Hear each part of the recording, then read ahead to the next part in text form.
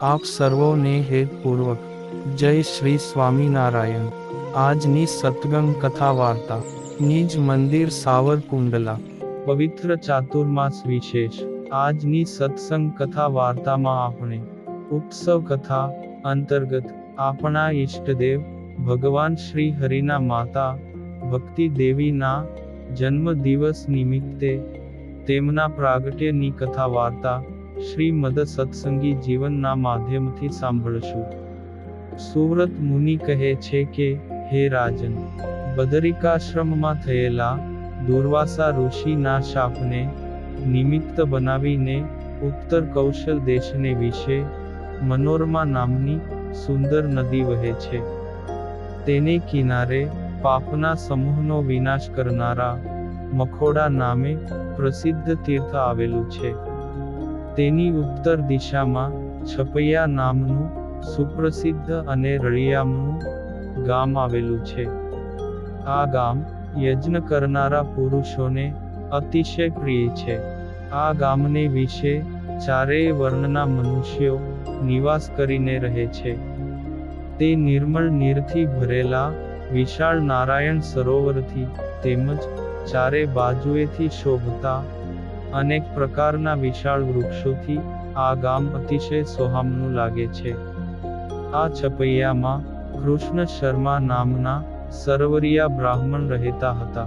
તે મહાવિદ્વાન અને જીતેન્દ્રિય હતા। તેમને ભવાની નામે પતિવ્રતા સુશીલ પત્ની હતા।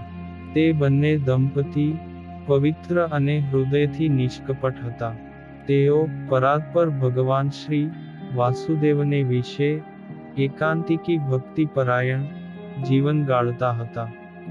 હે રાજન, વિક્રમ સંવંત 1798 ના કાર્તિક શુક્લ પૂર્ણિમાની પરમ પવિત્ર તિથિ બુધવાર ને કૃત્તિકા નક્ષત્રમાં પૂર્ણિમાના 16 કળાએ ખીલેલા ચંદ્રમાએ પોતાના ધવલ કિરણોથી પૂર્વ દિશાને જ્યારે શોભાયમાન કરી ત્યારે પ્રકાશમાન દિવ્ય શરીરધારી ધર્મદેવના સહધર્મિણી શીલ અને સૌભાગ્ય લક્ષણે સંપન્ન તથા અનેક પ્રકારના સદ્ગુણોથી સુશોભિત સાક્ષાત મૂર્તિ દેવીનું માતા ભવાની દેવી તથા પિતા કૃષ્ણ શર્માને ત્યાં પુત્રી રૂપે પ્રાગટ્ય થયું।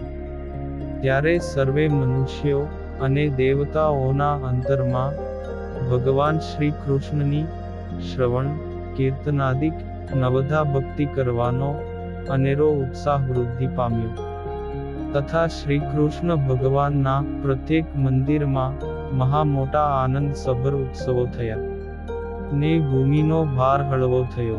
તે જ સમયે અસુરોના સમૂહોને કંઠે પ્રાણ આવી ગયા હોય તેમ મરણ અવસ્થાને નજીક આવી પહોંચ્યાની અનુભૂતિ થઈ।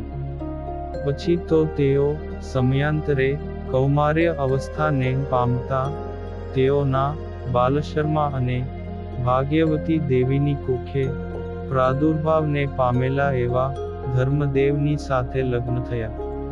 પછી તેમને ત્યાં રામ પ્રતાપજી, ઘનશ્યામ પ્રભુ અને ઈચ્છારામજીનો જન્મ થયો। હે રાજન, એમ કરતા સંવત 1848 ના કાર્તિક માસનો સમય આવ્યો। ભક્તિ માતા કાર્તિકી વ્રતનું અનુષ્ઠાન કરતા હતા। તેથી તેમનું શરીર અતિ કૃશ થઈ ગયું હતું। તે કાર્તિક સુધી અષ્ટમીની રાત્રિનો સમય હતો। તે વખતે માતાના શરીરમાં તાવ આવ્યો। તેથી શરીરના અવયવો શિથિલ થયા। એટલે રામ પ્રતાપજી વગેરે સંબંધીજનો સારા વૈદ્યોને પોતાને ઘેર બોલાવી લાવ્યા। સૌ પોતપોતાની બુદ્ધિ અને શક્તિ અનુસારે સારવાર કરવા લાગ્યા।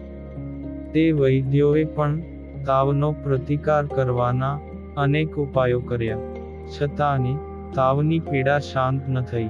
તેથી ભગવાન શ્રી હરિએ નવમીની રાત્રિએ માતાને હિતકારી બોધ વચનો કહ્યા, જે વચનો હરિગીતા નામે પ્રસિદ્ધ થયા। પછી માતાએ ભગવાન શ્રી હરિની સ્તુતિ કરી। સુવ્રત મુનિ કહે છે કે, હે રાજન, આ પ્રમાણે સ્તુતિ કરતા ભક્તિ માતા વિરામ પામ્યા અને શ્રી હરિના સ્વરૂપમાં મન સ્થિર થયું. તે જ સમયે અનાદિ અજ્ઞાનરૂપ માયાની નિવૃત્તિ થઈ. આ રીતે ભક્તિ માતાએ ભગવાન શ્રી હરિના સ્વરૂપમાં મનની વૃત્તિ સ્થિર રાખીને સદાયને માટે વિરામ પામ્યા અને પોતાના શરીરનો ત્યાગ થયો તેની પણ ખબર રહી નહીં. આ પ્રમાણે મનુષ્યો જોઈ ન શકે તે રીતના પૂર્વની માફક જ તત્કાળ દિવ્ય શરીરને પામ્યા. પછી હે રાજન, આ પ્રમાણે દુર્વાસા મુનિના શાપથી મુક્ત થઈ ભક્તિ માતા દિવ્ય દેહે અતિ સ્નેહપૂર્વક પતિ ધર્મદેવનું નિરંતર સેવન કરતા થકા પતિ દેવની સમીપે સદાય નિવાસ કરતી શ્રદ્ધાધિક 12 પત્નીઓની સાથે નિવાસ કરવા લાગ્યા. આ પ્રમાણે વિક્રમ સંવંત 1848ના કાર્તિક સુધી દશમીને શનિવારે સૂર્યદેવે જ્યારે તુલા રાશિમાં પ્રવેશ કર્યો ત્યારે ભક્તિ દેવીએ પંચ ભૌતિક શરીરનો ત્યાગ કરી સિદ્ધગતિને પામ્યા. સુવ્રત મુનિ કહે છે કે હે રાજન, આ પ્રમાણે સ્તુતિ કરતા ભક્તિ માતા વિરામ પામ્યા અને શ્રી હરિના સ્વરૂપમાં મન સ્થિર થયું. તે જ સમયે અનાદિ અજ્ઞાનરૂપ માયાની નિવૃત્તિ થઈ. આ અવસરે ભક્તિ દેવીની ચારે બાજુએ વીંટળાઈને બેઠેલા સર્વે સંબંધી જનોએ ચેતનાએ રહિત તથા પ્રાણના સંચારે રહિત તેમની નાડી જોઈ ત્યારે માતા ભક્તિએ શરીરનો ત્યાગ કર્યો છે. આ પ્રમાણે સૌએ જાણ્યું. તેથી રામ પ્રતાપભાઈ વગેરે 3 પુત્રો અને સંબંધી જનો ભક્તિ માતાના ગુણો યાદ કરીને અત્યંત રુદન કરવા લાગ્યા.